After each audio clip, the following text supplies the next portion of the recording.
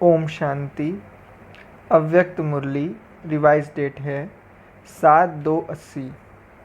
मुरली का सार है विचित्र राज्य दरबार। बाप दादा सभी बच्चों के रूप बसंत दोनों के बैलेंस देख रहे हैं। बसंत बनना और रूप में स्थित होना दोनों में समानता है। जैसे बसंत अर्थात वाणी में आने की बहुत प्रैक्टिस है, ऐसे वाणी से परे जाने का अभ्यास है।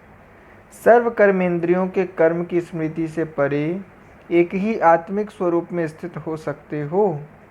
कर्म खींचता है या कर्मातीत अवस्था खींचती है।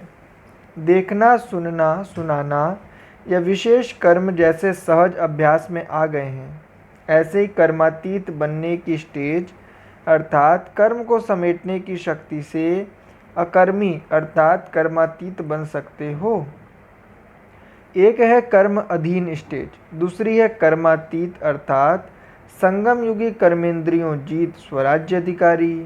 राज्य अधिकारी राजाओं से पूछते हैं कि हरेक की राज्य कारोबार ठीक चल रही है। हरेक राज्य अधिकारी रोज अपनी राज्य दरबार लगाते हैं। राज्य दरबार में राज्य कारोबारी अपने कार्य की रिजल्ट देते हैं। हरेक कारोबारी आप राज्य अधिकारी के ऑर्डर में हैं। कोई भी कारोबारी खयानत में मिलावट, अमानत में खयानत व किसी भी प्रकार की खिटपिट तो नहीं करते हैं। कभी आप राज्य अधिकारी को धोखा तो नहीं देते हैं। चलने के बजाय चलाने तो नहीं लग जाते हैं। आप राज्य अधिकारियों का राज्य है या प्रजा का राज्य है, ऐसी चेकिंग करते हो या जब दुश्मन आता है तब होश आता है। रोज़ अपनी दरबार लगाते हो या कभी कभी दरबार लगाते हो। क्या हाल है आपके राज्य दरबारियों का? राज्य कारोबार ठीक है? इतना अटेंशन देते हो? अभी के राजा ही जन्म जन्मांतर के राजा बनेंगे। आपकी दासी ठीक कार्य कर रही है। सबसे बड़े से बड़ी दासी है प्रकृति। प्रकृति रूपी दासी ठीक कार्य कर रही है। प्रकृति जीत के ऑर्डर प्रमाण अपना कार्य कर रही है। प्रकृति जीत प्रकृति के ऑर्डर में तो नहीं आते। आपके राज्य दरबार की मुख्य 8 सहयोगी शक्तियाँ आपके कार्य में सहयोग दे रही हैं। राज्य कारोबार की शोभा है ये अष्ट शक्तियाँ अर्थात अष्ट रतन, अष्ट सहयोगी, तो 8 ही ठीक हैं। अपनी रिजल्ट चेक करो। राज्य कारोबार चलाना आता है। अगर राज्य अधिकारी अलबेलेपन की नींद में व अल्पकाल की प्राप्ति के नशे में व व्यर्थ संकल्पों के नाच में मस्त होंगे तो सहयोगी शक्तियाँ भी समय पर सहयोग नहीं देंगी। तो रिजल्ट क्या समझे? आजकल बाप दादा हर एक बच्चे की भिन्न भिन्न रूप से रिजल्ट चेक कर रहे हैं। आप अपनी रिजल्ट भी चेक करते हो। पहले तो संकल्प शक्ति, निर्णय शक्ति और संस्कार शक्ति, तीनों ही शक्तियाँ ऑर्डर में हैं। फिर 8 शक्तियाँ ऑर्डर में हैं। या 3 शक्तियाँ हैं महामंत्री। तो मंत्रिमंडल ठीक है या हिलाता है? आपके मंत्री भी दल बदलू तो नहीं हैं। कभी माया के मुरीद तो नहीं बन जाते हैं। अगर अभी तक भी कंट्रोलिंग पावर नहीं होगी तो फाइनल रिजल्ट में क्या होगा? फाइन भरने के लिए धर्मराजपुरी में जाना पड़ेगा। यह सजाएं फाइन है। रिफाइन बन जाओ तो फाइन नहीं भरना पड़ेगा। जिसकी अभी से राज्य दरबार ठीक है वह धर्मराज की दरबार में नहीं जाएंगे। धर्मराज भी उनका स्वागत करेंगे। स्वागत करानी है या बार बार सौगंध खानी है? अभी नहीं करेंगे, अभी नहीं करेंगे या बार बार कहना पड़ेगा? अपना फाइनल फैसला कर लिया है कि अभी फाइलों के भंडार भरे हुए हैं, खाता क्लियर हो गया है या मस्तक के टेबल पर यह नहीं किया है या नहीं किया है, यह फाइलें रही हुई हैं। यह करना चाहिए, यह चाहिए कि फाइलें तो नहीं भरी पड़ी हैं। पुराने वर्ष के साथ पुराना खाता खत्म किया या नए साल में भी पुराने खाते को जमा करके लंबा किया है। वर्ष परिवर्तन हुआ तो संस्कार भी परिवर्तन हुआ। अगर अब तक भी पुराने खाते का हिसाब किताब चुकता न कर बढ़ाते चलेंगे तो रिज़ल्ट क्या होगी?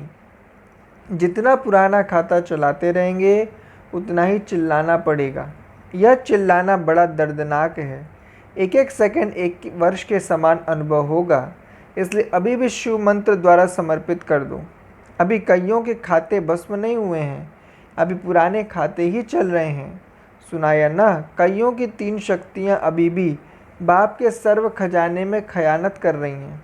बाप ने खजाने दिए हैं स्व कल्याण और विश्व कल्याण के प्रति, लेकिन व्यर्थ तरफ लगाना, अकल्याण के कार्य में लगाना, यह अमानत में खयानत हो रही है। श्रीमत के साथ परमत और जनमत की मिलावट हो रही है। मिलावट करने में होशियार भी बहुत हैं। रूप ऐसा ही रखते हैं जैसे कि श्रीमत है, शब्द मुरली के ही लेंगे, लेकिन अंतर इतना होगा जैसे शिव और शव। शिव बाबा के बजाय शव में अटकेंगे। उनकी भाषा बड़ी रॉयल रूप की होती है। सदैव अपने को बचाने के लिए किसने किया है, कौन देखता है, ऐसे दिलासे से स्वयं को चलाते रहते हैं। समझते हैं दूसरों को धोखा देते हैं, लेकिन स्वयं का दुख जमा कर रहे हैं। एक का 100 गुना होकर जमा होता रहता है। इसलिए खयानत और मिलावट को समाप्त करो, रूहानियत और रहम को धारण करो। अपने ऊपर और सर्व के ऊपर रहमदिल बनो। स्व को देखो, बाप को देखो, औरों को नहीं देखो। हे अर्जुन बनो, जो ओटे सो अर्जुन। सदा यह स्लोगन याद रखो, कहकर नहीं सिखाना है, करके सिखाना है। श्रेष्ठ कर्म करके सिखाना है, उल्टा नहीं सिखाना है। मैं बदल करके सबको बदल के दिखाऊंगा। व्यर्थ बातें सुनते हुए, देखते हुए होली हंस बन। व्यर्थ छोड़ समर्थ धारण करो। सदा चमकीली ड्रेस में सजे सजाए, सदा सुहागिन। बाप और मैं, तीसरा न कोई। सदा झूले में झूलो, बाप की गोदी के झूलों या सर्व प्राप्तियों के झूलों में झूलो। संकल्प रूपी नाखून भी मिट्टी में न जाए। समझा इस वर्ष क्या करना है? नहीं तो मिट्टी पोंछते रहेंगे, साजन पहुंच जाएगा, वह मंजिल पर पहुंच जाएगा और आप पोंछते हुए रह जाएंगे, बरातियों की लिस्ट में आ जाएंगे। समय का इंतज़ार नहीं करना, सदा स्वयं को ऑफ़र करो कि मैं एवर रेडी हूँ। समझा अब क्या करना है? बीते हुए वर्ष की रिज़ल्ट में अभी कईयों के खाते क्लियर नहीं हैं। अब तक पुराने पुराने दाग भी कईयों के रहे हुए हैं। रबड़ भी लगाते हैं, फिर दाग लगा देते हैं। कईयों का तो पहले छोटा दाग है, लेकिन छिपाते छिपाते बड़ा कर दिया है। कई छिपाते हैं और कई चालाकी से अपने को चलाते हैं, इसलिए गहरा दाग होता जाता है। जैसे बहुत गहरा दाग होता है तो जिस चीज़ पर दाग होता है वही फट जाती है, चाहे कागज़ पर हो चाहे कपड़े पर हो। वैसे यहाँ भी गहरे दाग वाले को दिल फाड़ कर रोना पड़ेगा, या मैंने किया या मैंने किया, ऐसे दिल फाड़ करके रोना पड़ेगा। अगर 1 सेकंड भी वह दृश्य देखो तो विनाश काल से भी दर्दनाक है, इसलिए सच्चे बनो। बाप दादा को अभी भी रहम आता है, इसलिए रोज़ अपनी राज दरबार लगाओ, कचहरी करो। चेक करने से चेंज हो जाएंगे। अच्छा, ऐसे स्वपरिवर्तन द्वारा विश्व परिवर्तन करने वाले, सदा राज्य अधिकारी, सदा रूहानियत और रहम की वृत्ति वाले, विश्व में सदा सुखी शांत वायुमंडल बनाने वाले, भटकती हुई आत्माओं के लिए लाइट हाउस और माइट हाउस, ऐसे दृढ़ संकल्प करने वाले, पुरानी दुनिया के आकर्षण से दूर रहने वाले, ऐसी श्रेष्ठ आत्माओं को बाप दादा का याद प्यार और नमस्ते। बच्चों की तरफ से भी बाबा को नमस्ते। सेवाधारी भाई बहनों से, सेवाधारी अर्थात बाप समान। बाप भी सेवाधारी बन कर के आते हैं। सेवाधारी बनना अर्थात बाप समान बनना। तो ये भी समझो ड्रामा में लॉटरी में नाम निकलता है। सेवा का चांस मिलना अर्थात लॉटरी का नाम निकलना। सदा सेवा का चांस लेते रहना। सभी की रिज़ल्ट बहुत अच्छी है, मुबारक हो। अच्छा, पर्सनल मुलाकात। पार्टियों से बाप दादा हर बच्चे को सदैव किस नज़र से देखते हैं? बाप दादा की नज़र हर एक बच्चे की विशेषता पर जाती है, और ऐसा कोई भी नहीं हो सकता जिसमें कोई विशेषता ना हो। विशेषता है तब विशेष आत्मा बनकर ब्राह्मण परिवार में आए हैं। आप भी जब किसी के संपर्क में आते हो तो विशेषता पे नज़र जानी चाहिए। विशेषता द्वारा उनसे वह कार्य करा सकते हो और लाभ ले सकते हो। जैसे बाप होपलेस को होप वाला बना देते, ऐसा कोई भी हो, कैसा भी हो, उनसे कार्य निकालना है। यह है संगम युगी ब्राह्मणों की विशेषता। जैसे जवाहरी की नज़र सदा हीरे पर रहती, आप भी ज्वेलर्स हो, अपनी नज़र पत्थर की तरफ न जाए, हीरों को देखो। संगम युग है भी हीरे तुल्य युग, पार्ट भी हीरो, युग भी हीरे तुल्य, तो हीरा ही देखो। फिर स्टेज कौन सी होगी, अपनी शुभ भावना की किरणें सब तरफ फैलाते रहेंगे। वर्तमान समय इसी बात का विशेष अटेंशन चाहिए। ऐसे पुरुषार्थी को ही तीव्र पुरुषार्थी कहा जाता है। ऐसे पुरुषार्थी को मेहनत नहीं करनी पड़ती, सब कुछ सहज हो जाता है। सहज योगी के आगे कितनी भी बड़ी बात ऐसे सहज हो जाती है जैसे कुछ हुआ ही नहीं, सूली से काटा। तो ऐसे सहज योगी हो ना। बचपन में जब चलना सीखते हैं तब मेहनत लगती, तो मेहनत का काम भी बचपन की बातें हैं। अब मेहनत समाप्त, सब में सहज। जहाँ कोई भी मुश्किल अनुभव होता है वहाँ उसी स्थान पर बाबा को रख दो। बोझ अपने ऊपर रखते हो तो मेहनत लगती, बाप पर रख दो तो बाप बोझ को ख़त्म कर देंगे। जैसे सागर में किचड़ा डालते हैं तो अपने में नहीं रखता, किनारे कर देता, ऐसे बाप भी बोझ को ख़त्म कर देते। जब पंडे को भूल जाते हो तब मेहनत का रास्ता अनुभव होता, मेहनत में टाइम वेस्ट होता। अब मनसा सेवा करो, शुभ चिंतन करो, मनन शक्ति को बढ़ाओ। मेहनत मजदूर करते, आप तो अधिकारी हैं।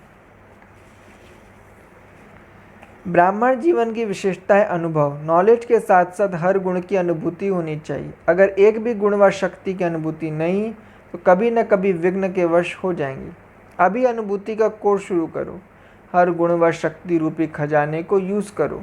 जिस समय जिस गुण की आवश्यकता है उस समय उसका स्वरूप बन जाओ।